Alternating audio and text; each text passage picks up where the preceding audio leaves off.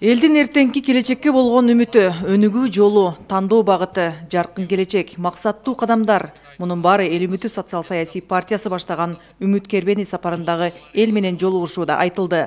Элдин үнүн угуу үчүн жолго аттанган Кербен Баткен облусуна келди. Кызылкыя деген өзү кандай гана шаар.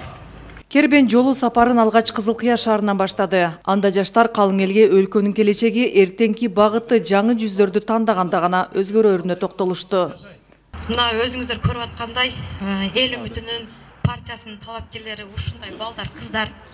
Биз бир гана эл үчүн, жер үчүн кызмат кылабыз деп ушул жолго баратабыз. Бул жолугушууга чейин Кызылкыя шаарынын эли Эл үмүтү социал-саясий партиясынын программасын окуп чыгышкан. Андыктан жаштарды Кызылкыя шаарынын тургундарынын көпчүлүк бөлүгү колдой тургандыгын билдиришти.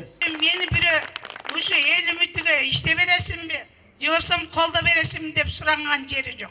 Мен интернеттен карап, булардын таза экендигине ынанып, ушу балдарыбызды коргоп алайлы. Балдарыбыз бизди коргоп алсын деп чыгып отурабыз. Эл үмүтү социал-саясий партиясынын максаты да өлкөдөгү эски саясий системаны жоюу, экономиканы көтөрүү. Бул багытты көздөп элге жеткирүү максатында өлкөнүн 7 облусун кыдырган жаштар Кадамжай районунун эли менен да жолугушту. Элдин көйгөйүн уккан жаштар миграция агымын азайтуу максатындагы багыттарын айтышты. 7 дубанды кыдырып, мына азыр Баткенге сапар алып, сиздин астыңызда турган убакыт адамдарга мына биз жаңы саясатчы болуп, биз буну биринчи жолу көрүп атабыз. Бир жакшы өзүбүз үчүн анализ кылдык да. Мына ушул 30 жылдан бери канча жолу ушундук бизге окшоп келишкен, канча убадаларды беришкен, ушундай апалар аталардын баталарын алышкан. Кантип ушунун сөзүнө турбайт андан кийин. Биз үчүн мына биз ушу 7 дубанды кыдырдык, аталарыбыздын, апаларыбыздын, жаштардын колдоосун алдык.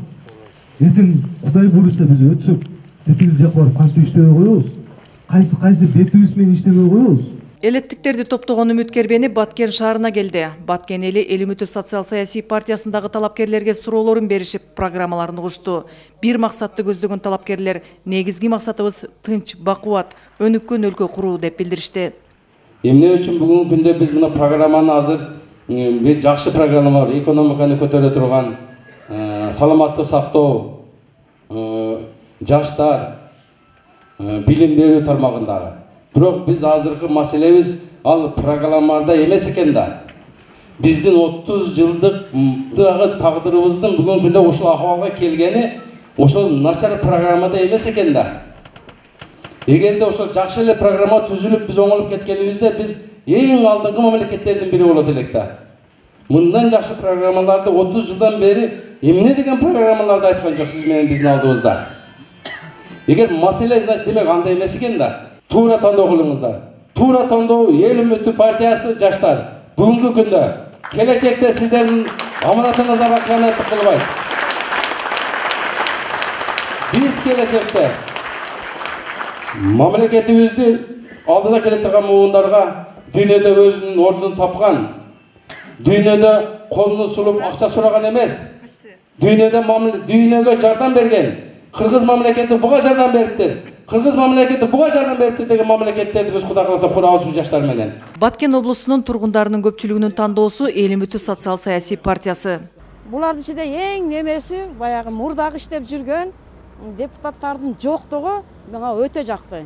Эң сонун программалары өтө жакты. Азыр эл арасында дагы ушундай сөздөр болуп атат. Эми туура түшүнгөн болсоңор ушул аксакалдарды татыктуу эс алууга чыгаралы дагы жаштарга мүмкүнчүлүк берели. Кыргызстаныбызды жакшы жолго, жакшы өнүккөн бир эмеге салалы. Абдан составы жакшы экен биринчиден. Жаштар, эми биздин келечегибиз жаштардын колунда. Ошону эске алыңыздар, жаштарга добуш бериңиздер. 18 деген жаштын толгон күнү номер тийиптир буларга. Ошондуктан Эл үмүтү партиясын колдойм.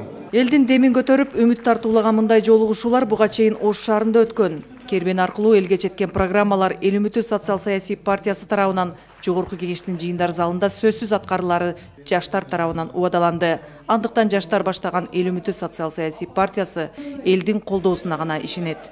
Эл эртеңки кимди тандайт?